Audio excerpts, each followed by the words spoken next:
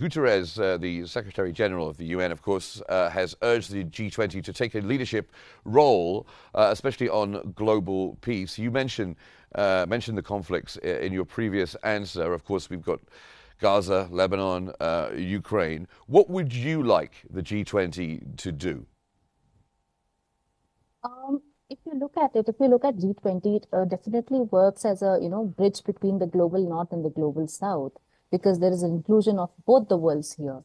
So if you look at the G20 today, because, after the inclusion of, African Union, poverty alleviation and addressing the hunger concern is something that makes a lot of sense to discuss at the first G20, where in African Union, where the issue is more grave, more concerning, is also included. So that's a very smart move by the Brazilian president. But on the other hand, when it comes to, I mean, it's very ironic that the, UN SC Secretary General is saying that UN Secretary General is talking about, G20 taking the lead in terms of,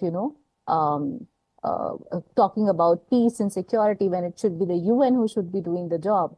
But again, if the UN has not been, I mean, the UN Security Council, which is responsible for conflict resolution and all these aspects, is not able to, address these concerns of today. I don't know how far the G20, wherein, there are different kinds of, different kinds of voices, how they are going to address this concern. But I feel that some of it, I mean, of course, they will talk about, some kind of some kind of ceasefire in the, process. But as far as the, conflict resolution to the crisis is concerned, because if you look at the Brazilian president, he himself got into a controversy regarding his statements earlier, when he had a statement to say about, when he had a peace plan along with China for the Russia-Ukraine war, wherein he did not talk about the withdrawal of Russia from Ukraine. And in another, in another time, he said that, he compared the Israeli war on Gaza to Holocaust. So all these kinds of, statements have already put him in trouble. So I don't know how this entire G20 summit is going. I think that they will be obviously talking about the conflicts, because we are living in those times, but they will not be able to sufficiently sort of, say much on how to address the concern. And Mr. Belgrano, Dr. Singh there basically saying that the UN isn't doing its job properly. One of the things on the agenda at this summit is global governance. It's quite high on the agenda, and there are calls to modernize institutions like the UN, perhaps revise loan quotas at the IMF. Do you think there's any will or want of the G20 leaders to approach these issues? Well, I do think there's a will in many of the members of the G20, especially in President Lula da Silva and other leaderships, especially in the BRICS and the alternative global to the West that it's emerging. But I do think mainly countries which are really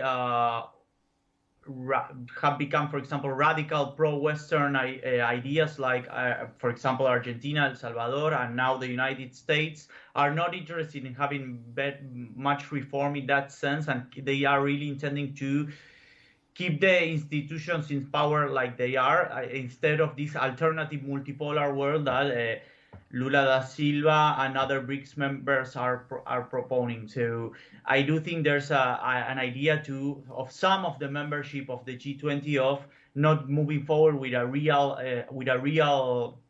reform of the institutions, especially with new emerging leaderships, as I was saying at the beginning, that are quite skeptic of the Agenda 2030, of global inclusion, of climate action, or global cooperation as a whole, and are more pro internal and domestic agenda, which promotes their self-interests. And Dr. Singh, what do you think? Do you think there's any chance of reform of big global institutions like the UN? If you look at it, I think voices matter.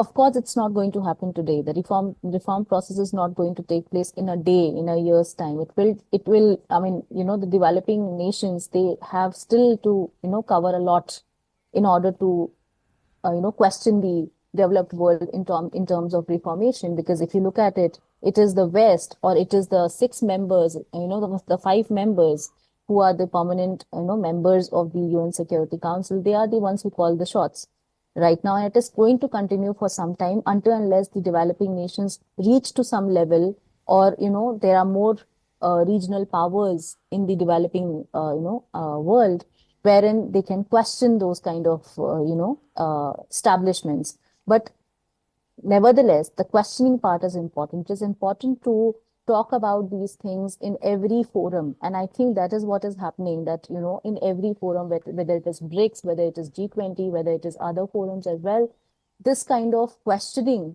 is important, because we have to see that since how many times we have been talking about it. So eventually it will happen. It will not happen today, but eventually in the future it will happen. And like I said earlier also, that voices and raising your voice, or pointing your opinion is important right now. So I think that is what the leaders are doing.